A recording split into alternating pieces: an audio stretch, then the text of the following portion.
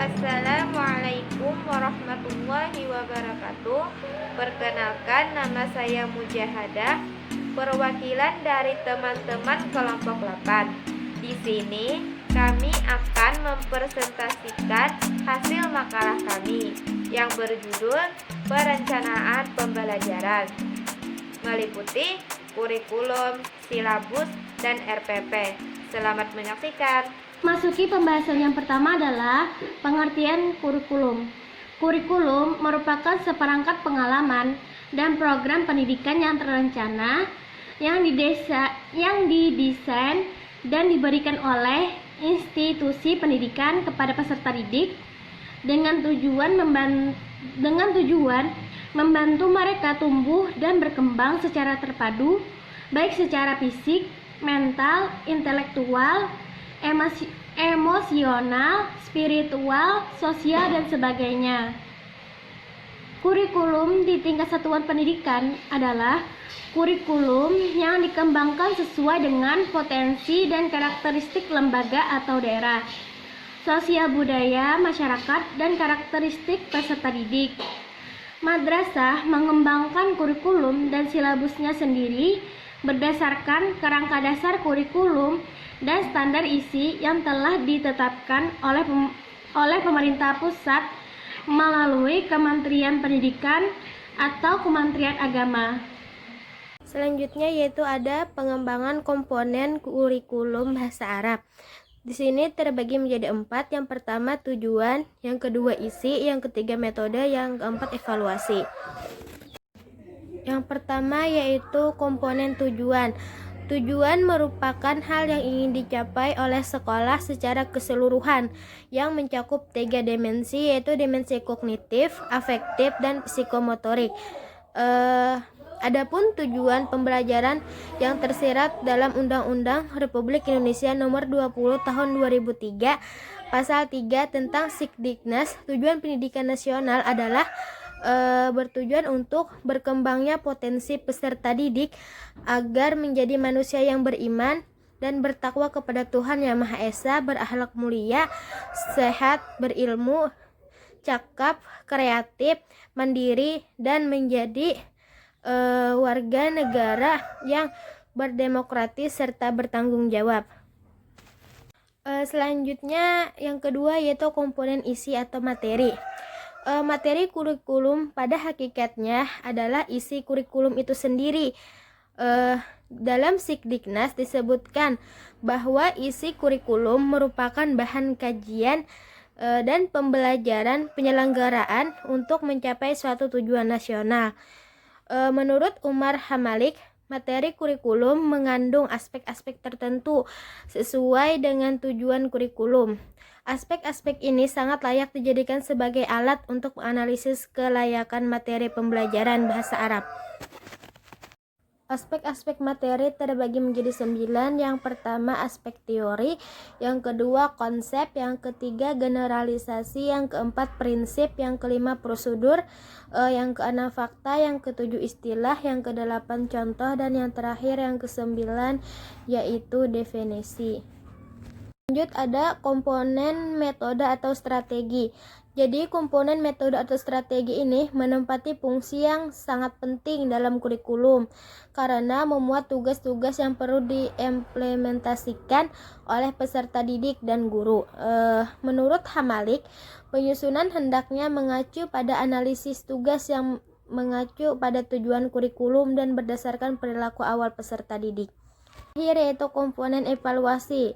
Jadi evaluasi kurikulum ini berfungsi untuk memeriksa tingkat ketercapaian tujuan pendidikan yang ingin diwujudkan melalui kurikulum yang bersangkutan. Sedangkan dalam pengertian yang lebih luas atau umum, evaluasi kurikulum dimaksudkan untuk memeriksa kinerja kurikulum secara keseluruhan ditinjau dari berbagai kriteria.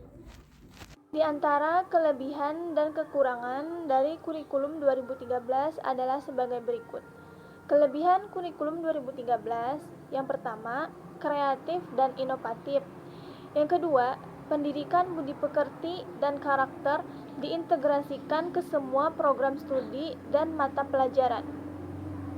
Adapun kekurangan dari kurikulum 2013, yang pertama, guru dan siswa mempunyai kapasitas yang sama. Yang kedua, tidak adanya keseimbangan antara orientasi proses pembelajaran dan hasil pada kurikulum 2013 serta dikesampingkannya mata pelajaran ujian nasional. Baiklah, kita masuk ke pembahasan yang kedua, yaitu silabus. Silabus adalah rancangan pembelajaran yang berisi rencana bahan ajar mata pelajaran tertentu pada jenjang dan kelas tertentu sebagai hasil dari seleksi pengelompokan, pengurutan dan penyajian materi kurikulum yang dipertimbangkan berdasarkan ciri dan daerah setempat.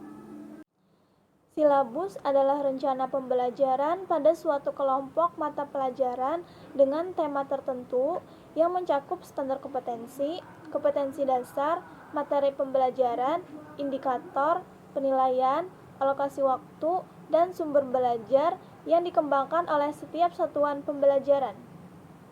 Prinsip-prinsip pengembangan silabus.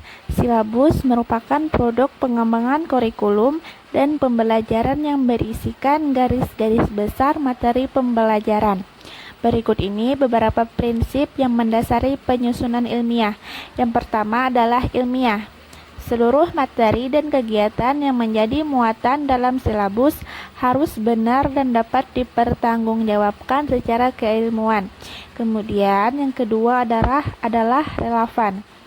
Cakupan kedalaman tingkat keuskaran dan urutan penyajian materi dalam silabus sesuai dengan tingkat perkembangan siswa baik secara sosial, emosional, dan spiritual. Kemudian yang ketiga adalah sistematis. Komponen-komponen silabus harus saling berhubungan secara fungsional dalam mencapai kompetensi. Kemudian yang bagian D atau 4, konsisten. Adanya hubungan konsisten antara kompetensi dasar, indikator, materi pokok atau pembelajaran, kegiatan pembelajaran, sumber belajar, dan sistem penilaian. Kemudian yang selanjutnya memadai. Cakupan indikator, materi pokok atau pembelajaran, kegiatan pembelajaran, sumber belajar, dan sistem penilaian cukup untuk menunjang pencapaian kompetensi dasar. Kemudian yang bagian F, aktual dan konseptual. Semua komponen memperhatikan perkembangan ilmu, teknologi, dan seni mutakhir dalam kehidupan nyata dan peristiwa yang terjadi. Kemudian yang bagian selanjutnya, fleksibel. Keseluruhan komponen silabus dapat mengakomodasi keragaman peserta pendidik, serta dinamika perubahan yang terjadi di sekolah dan tuntunan masyarakat. Kemudian yang terakhir, menyeluruh. Komponen silabus mencakup keseluruhan ranah kompetensi, kognitif, afektif, dan psikomotor. Selanjutnya, pengertian RPP atau Rencana Pelaksanaan Pembelajaran. RPP adalah rencana yang menggambarkan prosedur dan perorganisasian pembelajaran untuk mencapai satu kompetensi dasar yang ditetapkan dalam standar isi dan dijabarkan dalam silabus. Selanjutnya, komponen RPP. Yang pertama, identifikasi mata pelajaran meliputi mata pelajaran, kelas, semester, jumlah pertemuan, dan alokasi waktu.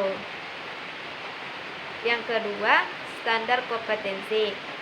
Standar kompetensi merupakan kualifikasi kemampuan minimal peserta didik yang menggambarkan penguasaan pengetahuan, sikap, dan keterampilan yang diharapkan dicapai pada setiap kelas atau semester pada suatu mata pelajaran. Yang ketiga, kompetensi dasar. Kompetensi dasar adalah sejumlah kemampuan yang harus dikuasai peserta didik dalam mata pelajaran tertentu. Yang keempat, indikator pencapaian kompetensi adalah perilaku yang diukur atau diobservasi untuk menunjukkan ketercapaian kompetensi dasar tertentu yang menjadi acuan penilaian mata pelajaran. Yang kelima, tujuan pembelajaran. Tujuan pembelajaran menggambarkan proses dan hasil belajar yang diharapkan dicapai oleh peserta didik sesuai dengan kompetensi dasar. Yang keenam, materi ajar. Jadi, materi ajar itu harus memuat fakta, konsep, prinsip, dan prosedur yang relevan atau nyata, dan ditulis dalam bentuk butir-butir sesuai dengan rumusan indikator pencapaian kompetensi. Yang ketujuh, sumber belajar. Penentuan sumber belajar didasarkan pada standar kompetensi dan kompetensi dasar serta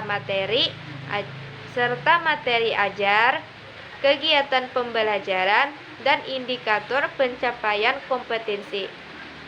Yang ke-8, alokasi waktu ditentukan sesuai dengan keperluan untuk pencapaian KD dan bahan ajar. Ke-9, model, pendekatan, metode pembelajaran digunakan oleh guru untuk mewujudkan suasana belajar dan proses pembelajaran agar peserta didik mencapai kompetensi dasar atau perangkat indikator yang telah ditetapkan. Ke-10, kegiatan pembelajaran meliputi pendahuluan, kegiatan inti, dan penutup. Ke-11, penilaian hasil belajar. Prosedur dan instrumen penilaian proses dan hasil belajar disesuaikan dengan indikator pencapaian kompetensi dan mengacu pada standar penilaian.